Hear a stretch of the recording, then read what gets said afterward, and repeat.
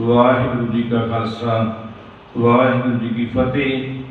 सो पिछली वीडियो में आपां गुरबाणी व्याकरण के महान खोजी ਅਤੇ श्री गुरु ग्रंथ साहिब महाराज जी की समुची बाणी का गुरबाणी व्याकरण के नियमां अनुसार व्याख्या करने वाले प्रोफैसर साहिब सिंह जी के जीवन बारे विचार की। अज का विषय सिख कौम के महान विद्वान सरदार करम सिंह जी हिस्टोरीयन। हिस्टोरीयन का मतलब हिस्टरी मतलब इतिहास, हिस्टोरीयन मतलब महान इतिहासकार। उन्होंने महान इतिहास की खोज की, इस करके उन्होंने हिस्टोरीयन के खिताब के नाल जार किया जाता है।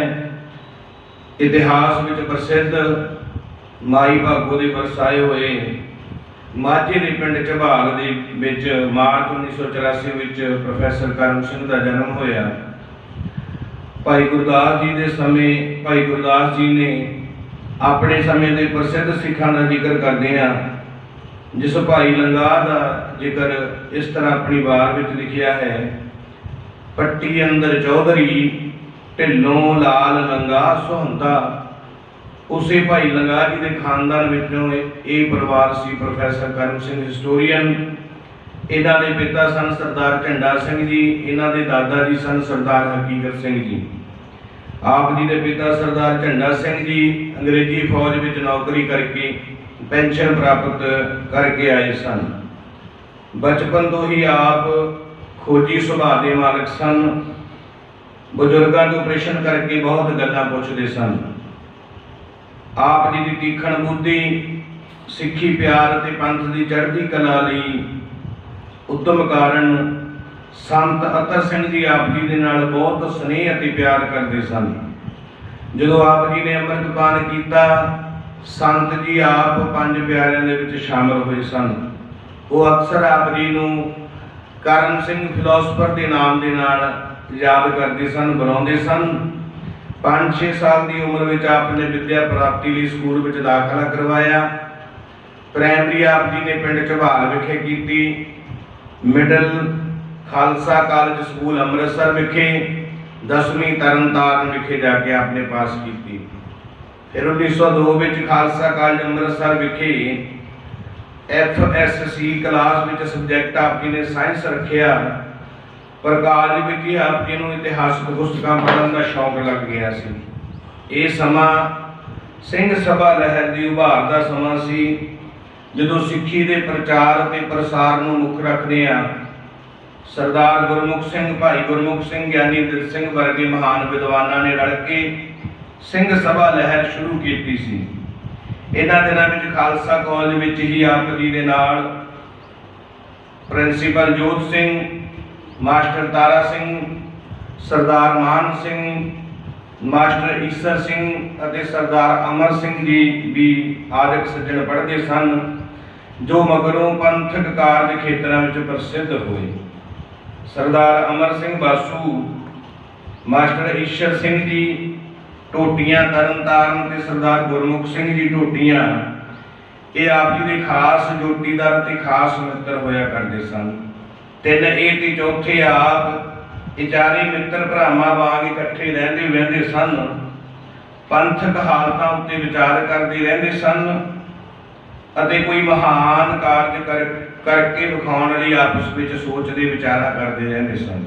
एक दिन चौहां मित्रां ने बैठ के सलाह की, आपो अपने लिए वक्खो वखरे काम चुन के मिथ के प्रण किया कि असीं इन्हां कारजां नूं सिरे चाढ़न लई अपना जीवन ला देंगे।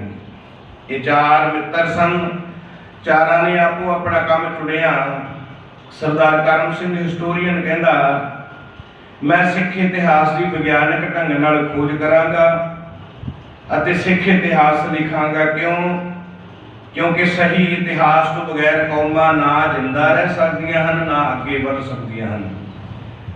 ते सचमुच ही अज के समय अंदर भी लोड़ है सिख नूं सिख इतिहास नूं विग्यानक ढंग नाल खोज करके लिखण दी।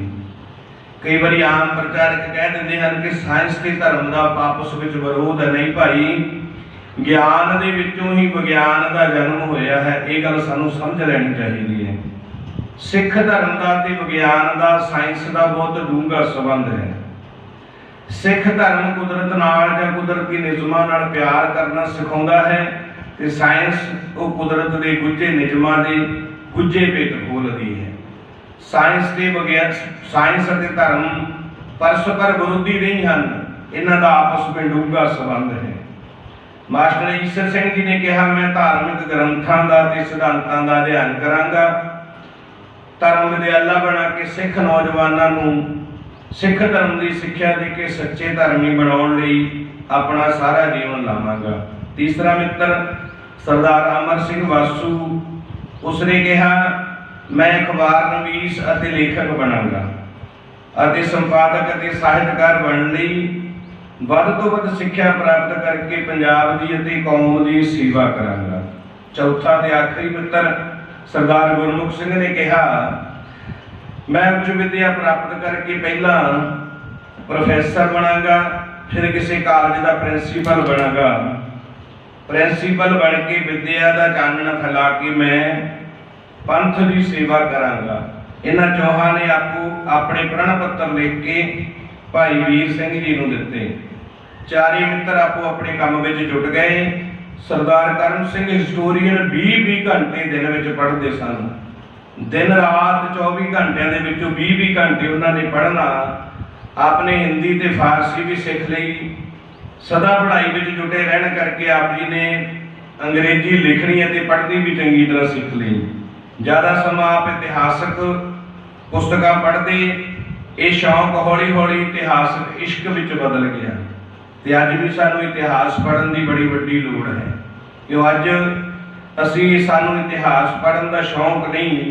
पर एक गल याद रखो, जिस जिहड़ी कौम अपने इतिहास को भुल जाती है, वो कौम का वजूद दुनिया के इतिहास विचों सदा लई मिट जाता है।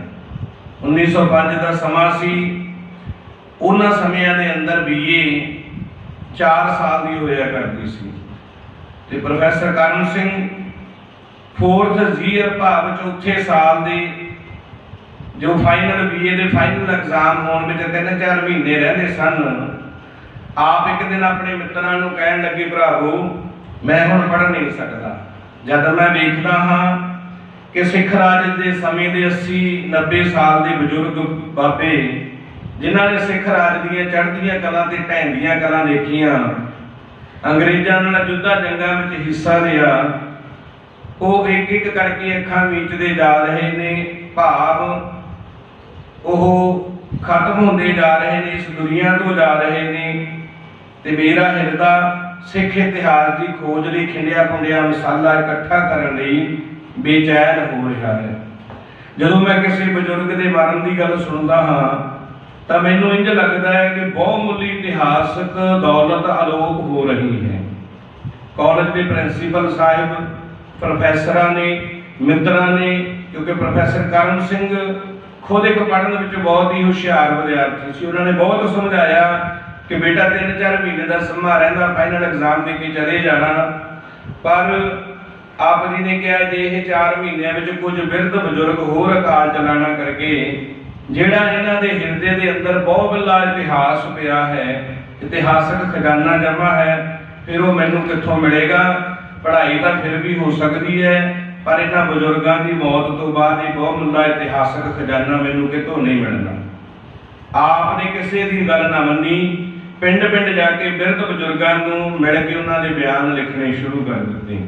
पिता अपने पिता जी को पता लग्या, बड़ा गुस्सा किया, उन्होंने खर्चा भेजना बंद कर दिता। इत्थों तक कह दिता कि जे पढ़ाई छड्डोगे घरों किसी मदद की आस ना करनी। उस समय इतिहासक खोज की कदर किसनूं सी? उस समय आपके पास 5-7 रुपये ही सन, पर आपके हिरदे विच इतिहासक इश्क की अग ने भांबड़ वाले हुए सन। हुण तां इक्को गल बनी हुई सी। किसी कवि ने बड़ा सोहना लिखिया, वो कहंदा बहण पे दरियावां दे मुड़न नाही, भावें कट्टियां बन्नियां भरियां दे। आपने कॉलेज की पढ़ाई विच छड्ड के बस्ता गल विच पा के कलम दो हाथ लैके सिख राज के समय के बिरध बजुर्गों उन्हां दी भाल लई पिंडां नूं तुर पए। किराए लई पैसे नहीं सन, आप जी ने पैदल यात्रा की। हैरान हो जाइदा अपना जीवन पढ़ के।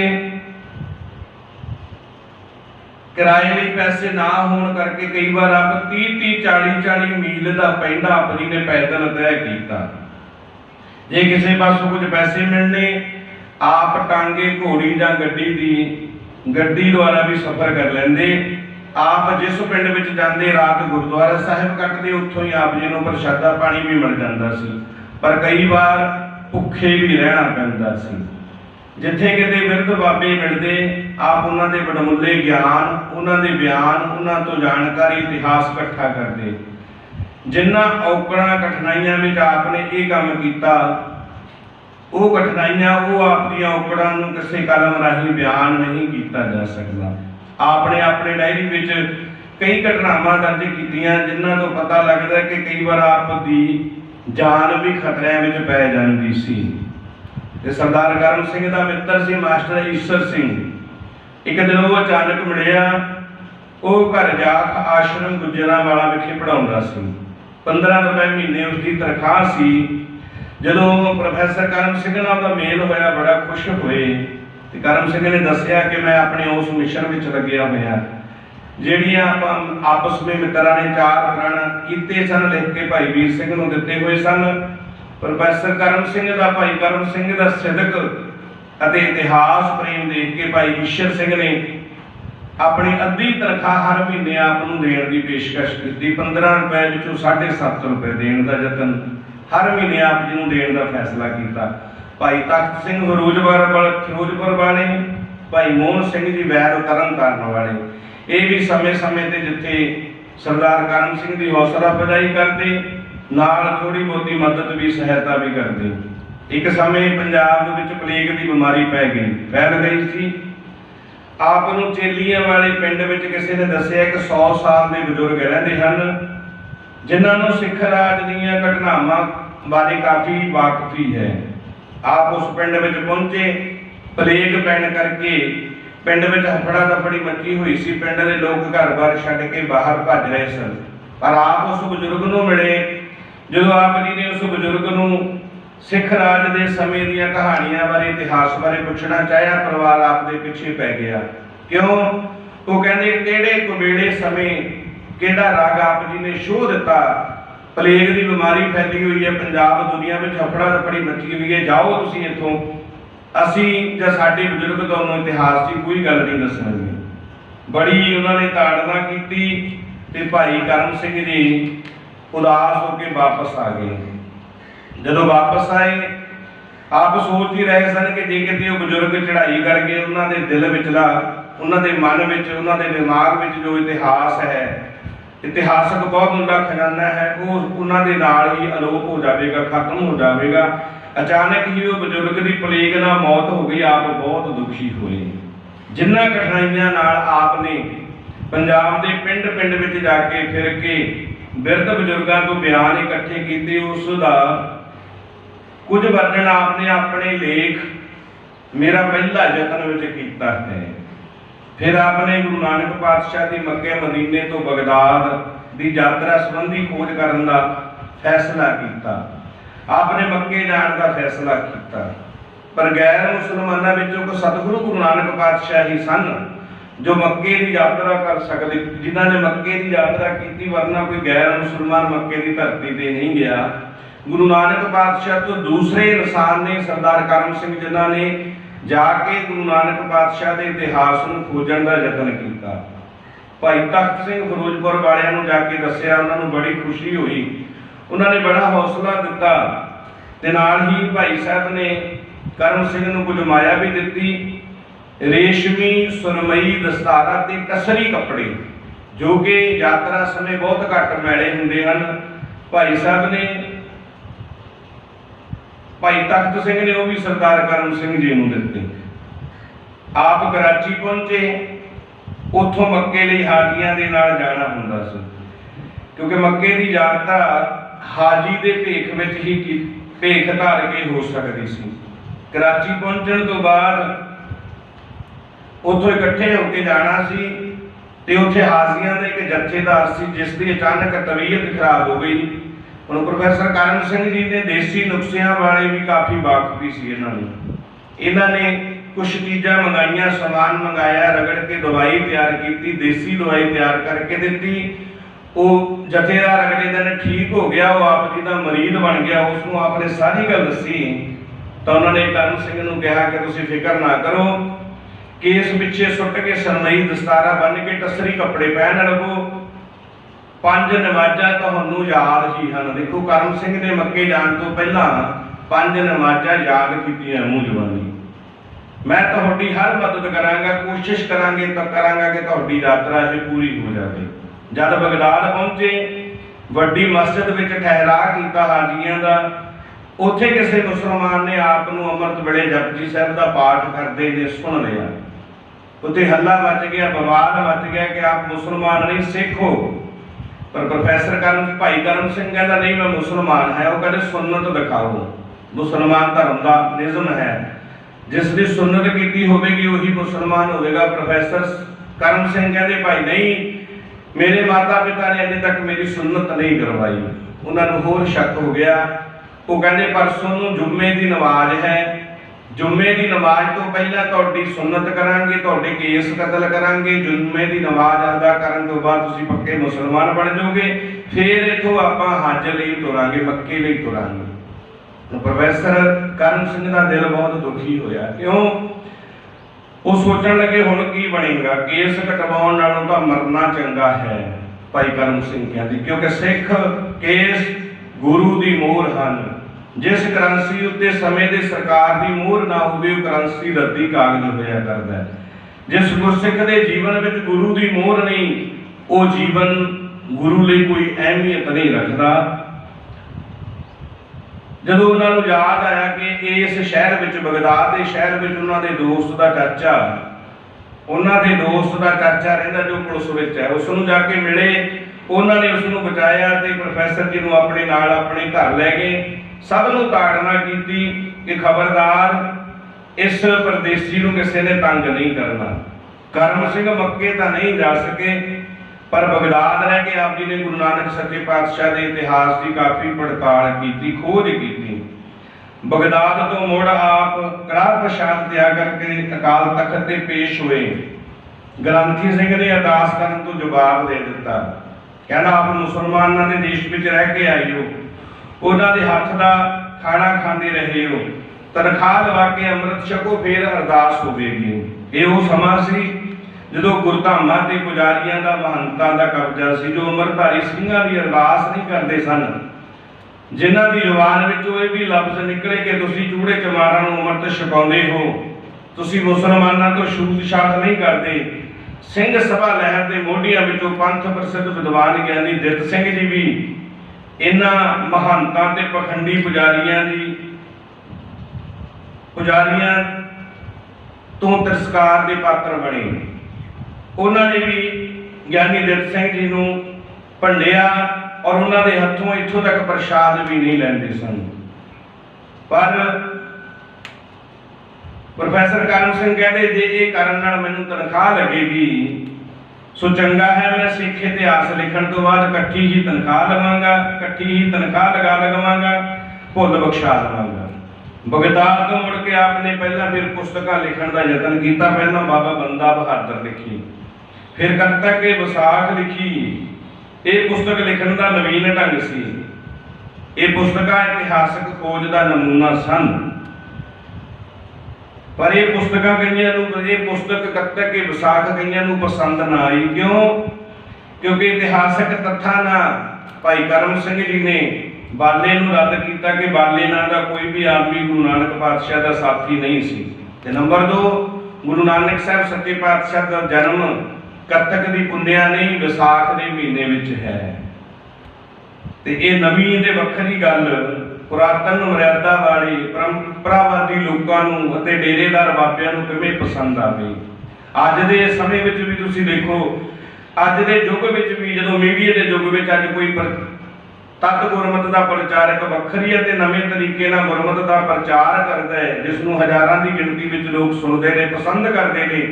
अज साडे धर्म के अखौती ठेकेदार जिहड़े पुरातन परंपरावादी लोग, पुरातन मर्यादा का रौला पाउण वाले डेरेदार बाबे, ये अज उन्हां प्रचारकां नूं मारन दीआं धमकियां दे रहे ने ते प्रोफैसर भाई करम सिंह की सोच नूं उस समय किवें प्रवान किया जा सकता जे अज मीडिया के युग विच इस सोच नूं प्रवान नहीं किया जा सकता। करम सिंह की इतिहासक खोज उस समय सिख आगुआं वल्लों कोई सरप्रस्ती ना हुई, माया तो बगैर ये काम जारी नहीं रखा जा सकता सी। उन्होंने फैसला किया कि आप मेहनत करनी पवेगी, मेहनत करने के नाल नाल मैं ये काम जारी रखांगा। उन्होंने अपने दोस्त सरदार ईश्वर सिंह नाल मिल के देसी दवाइयां का सन्यासी आश्रम खोलिया। आप जी नूं देसी नुक्तियां बारे काफ़ी नॉलेज सी, आपने दवाइयां बना के चलाउणी शुरू की, माया चंगी आउण लग पई। पर उस समय आप जी के मित्र पंडित ज्वाला सिंह पटियाले लै गए ते आप नूं स्टेट हिस्टोरीअन मुकर्रर कर दिता। पटियाले का तंग वायुमंडल उसकी उन्हां दी आज़ाद तबीयत नूं रास नहीं आया, आपने नौकरी छड्ड दित्ती। फिर आके आप जी ने नवे बलैती ढंगां नाल खेती करन दा मन बनाया। पहला पटियाले जमीन लई, फिर नैनीताल जमीन लैके खेतीबाड़ी नवे ढंग नाल शुरू की ते नाल ही आप जी ने इतिहास नूं लिखण दा काम जारी रखिया। गुरु गोबिंद सिंह जी के ज्योति जोत समाउण तो लैके महाराजा रणजीत सिंह के राज आरंभ होण भाव 18वीं सदी के पंजाब का इतिहास आप जी ने चुनिया। क्यों? क्योंकि ये वो सिखां का शानदार इतिहास है जो सिखां ने जंगां युद्धां जित्तियां, पंजाब की धरती उत्ते सिख राज कायम किया। कलगीधर महाराज ने ज्योति जोत समाउण तो बाद बाबा बंदा सिंह बहादुर ने सिख राज पंजाब च कायम किया। महाराजा रणजीत सिंह ने काबल कंधार तक सिक्खी के झंडे झुलाए। इस समय के इतिहासक अंग्रेजी और फारसी पुस्तक आप जी ने पढ़िया और हिंदुस्तान की शायद ही कोई ऐसी लाइब्रेरी होगी जिथे आप ना पुजे हो। पंजाब पब्लिक लाइब्रेरी, पटियाला, बदायूं, दरभंगा, कलकत्ता, अलीगढ़ आदि सब लाइब्रेरियां खोल के संबंधित पुस्तक पढ़िया ते नोट किए। बड़ी दिक्कत यह आई कि उस समय का इतिहास किसी भी राइटर ने लिखिया ही नहीं सी। इस समय का सही इतिहास पंजाब लई खासकर सिखां लई उन्नति का राह दस्सण वाला चानण मुनारा बन सकता सी। प्रोफैसर करम सिंह कहते होंदे सन कि उन्होंने इस समय दी इतिहासक गुंजणा खोल लईआं हन। 13-14 कापियां नोटां नाल भरियां होईयां सन ते आप दा इरादा ब्रिटिश म्यूजियम लंडन जाके भी खोज करन दा सी। हज़ारां रुपए खर्च के आप जी ने बहुत महंगिया पुस्तकां लैके मंगवाइयां, पढ़ियां, कई पुस्तकां आप जी ने खरीदियां ते आप जी की याद शक्ति बड़ी बलवान सी। इक्को बारी पुस्तक पढ़न ते सारी पुस्तक इन्हां नूं जवानी याद हो जाती सी, ऐसी याद शक्ति के मालक सन। आप नोट भी बहुत घट करते सन। एक बार रात के समय ऊठ की सवारी आप कर रहे सन, ऊठ से चढ़े जाते आप जी की अख नूं किक्कर का कंडा लग्या, खून वगया, पतारसी आके पट्टी करवाई। डॉक्टर मोहन सिंह जी ने सख्त ताड़ना की कि जिन्ना चਿਰ पट्टी नहीं खोली जाती कोई किताब नहीं पढ़नी ते पट्टी आप नहीं खुलनी। पर अचानक एक नवी इतिहास की पुस्तक हाथ लगी, पढ़ तो ना रह सके, फिर पट्टी भी खोल दी जिस करके एक अख की नज़र आपकी सदा लई चली गई। असल में आप पढ़न लिखण में इन्ने जुट जाते सन कि आपको अपने शरीर की भी परवाह बिल्कुल परवाह नहीं सी रहिंदी। समय सिर रोटी ना खानी, घट सौना, ज़्यादा समा पढ़ना लिखना जिस करके आप बीमार पै गए, आप तपदिक के शिकार हो गए। अचानक आपनूं अगस्त 1930 को मलेरिया हो गया तो आपनूं नैनीताल तो तरनताਰਨ लिया गया। आप जी नूं मलेरिया भी हो गया, नमूनिया भी हो गया, तपदिक भी हो गई।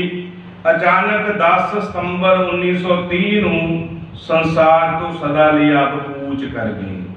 तरनताਰਨ विखे ही आप जी का अंतिम संस्कार किया गया। इस तरह अचानक विछोड़े कारण पंथक आगुआं ते विद्वानां ने महसूस किया कि करम सिंह दे नाल ही बहुमुल्ला इतिहासक खजाना भी साडा लुटिया गया। आप दे लिखे खरड़े ते नोटां दीयां कई कापियां तो बिना हेठ लिखियां पुस्तकां प्रकाशक होईयां।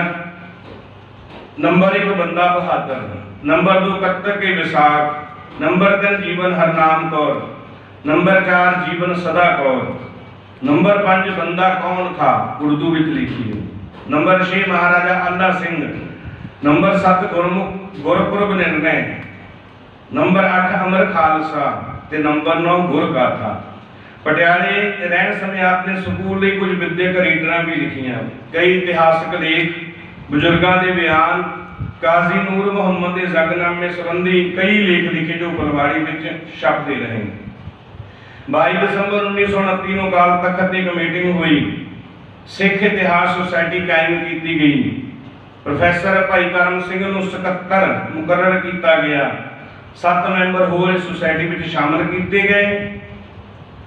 इस दे नाल ही आप खालसा कालज अमृतसर में लैण लई कालज के प्रबंधकों ने फैसला लिया, इतिहासक खोज का एक विभाग कायम किया। दुनिया बड़ियां आसां बगियां सन कि करम सिंह की अगवाही में सिख इतिहास का कारज हुण पूरी सरगर्मी नाल आरंभ हो जाएगा। विज्ञानक ढंग नाल करामातां तो इलावा सिख इतिहास लिखिया जाएगा, पर आप दे अचानक अकाल चलाने नाल इन्हां सारियां आसां ते पानी फिर गया। गृहस्थी जीवन 20-22 साल की उम्र में ही आप जी का ब्याह हो गया सी। आप जी के 4 बच्चे सन। आप दी सिंघणी पहला ही अकाल चलाना कर गई सी। सरदार करम सिंह जी लंबे पतले जवान अते सादी रहनी बहनी के मालिक सन। आप हमेशा चढ़ती कला में रहंदे सन। आप ठेठ ते बाह मुहावरा पंजाबी बोलते ते लिखते सन। आप सच्चे मित्र, अणथक खोजी, सच्चे किरती, गुणकारी सज्जन, निडर अते सदा सच बोलण वाले लेखक सन। आप अपनी इतिहासक ते बाखबी भरपूर गल्लां नाल हर एक नूं मोह लैंदे सन। आपकी याद शक्ति बड़ी बलवान सी। अपनी याद शक्ति के हदों वध भरोसे के कारण आप जी ने कई गल्लां अपनी बुक विच नोट नहीं कीतियां, जिन्हां दा मगरों कौम नूं बड़ा वड्डा नुकसान होया। आपकी याद भंडारे की दौलत आप जी के न जाण नाल सदा लई अलोप हो गई। आप नूं कौम लई इतिहास की महानता का जितना अनुभव होया उस तो असीं वांझे रह गए, पर आप दा जीवन इतिहास खोज की प्रेरणा उन्हां दी पैरवी करन, पर आप दा जीवन इतिहास खोज की प्रेरणा देण लई एक मिसाल है। जे अज भी 15-20 नौजवान मैदान में नितर के उन्होंने पैरवाई करन लग पैण तां इस पक्ष तो पाए घाटे बहुत हद तक पूरे हो सकते हैं। ये सन प्रोफैसर भाई करम सिंह हिस्टोरीयन के जीवन विचों चंद विचार आपां उन्हां दे जीवन नाल साझीआं कीतीआं।